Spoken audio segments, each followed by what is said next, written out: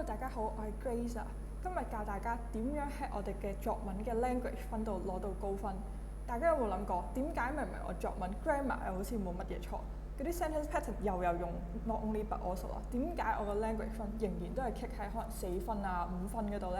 咁今日我哋教大家一個好簡單點樣喺 language 方面可以更加高分嘅方法，就係我哋用 grammar 取勝。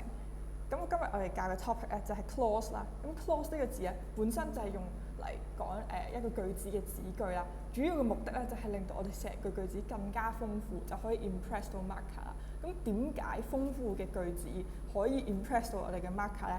其實考評局咧佢係好討厭一啲重複啦，而係好簡明嘅句子嘅。點解咁講啦？我哋一齊嚟睇下 HKEAA Paper 2嘅 marking scheme。我哋 focus 落 language 嗰度。你見唔見到佢寫住 accurate sentence structure、more complex structure， 咁仲有啲乜嘢啊？可能仲有 logical development of ideas 呢一堆嘢，其實即係同你講話考評局喺你嘅作文上面希望睇到一個更加複雜化嘅句子。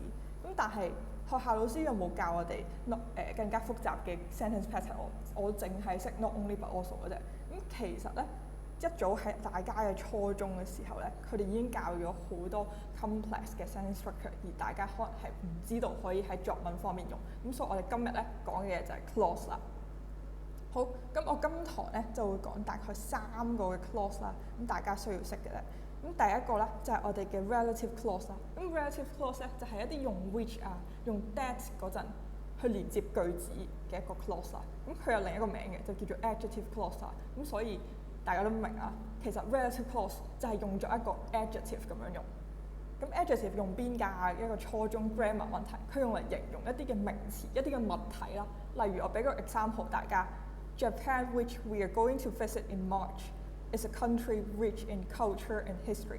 咁呢個句子發生緊啲咩事咧？就係 which we are going to visit in March 就係一個 adjective，佢嚟形容 Japan 我哋嘅名詞咁樣。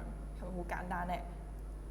咁然之後第二個 clause 咧就係用嚟當 adverb 咁樣用啦。example 係乜嘢啊？ I will call you when I arrive。咁 will call 呢個好明顯就係句子嘅動作，即係我哋嘅動詞啦，係咪？咁如果我想修飾下呢個動詞，咁我咪用一個 when clause 嚟修飾咯。例如 when I arrive 就係我 call 你嘅時候啦。咁所以呢個咧就係另一個 when 嘅用法啦。然之後去到我哋最尾一個 clause noun clause， 就當我哋用 that 去修飾一句句子。咁乜嘢係 noun clause 啊？就係當嗰句句子或者半句句子佢係有 subject 又有 verb 嘅話，我哋就會當佢係一個名詞咁樣睇。例如 He knew that he was late for school， 佢又有名詞啦，係咪？佢有 subject 啦，有我哋嘅 verb 啦，咁所以咧佢就係一個名詞嚟㗎。所以我哋就叫呢嚿 that 再加 sv。就叫做 noun clause 啦。咁仲有另一個方法去分辨佢究竟係咪一個 noun clause 咧，就係當 that 後面跟住嘅句子咧，可以用一個 pronoun 去代替成嚿嘢嘅。譬如 he knew it， 就係佢知道佢會遲到，佢知道呢件事。咁我哋就叫做 noun clause 啦。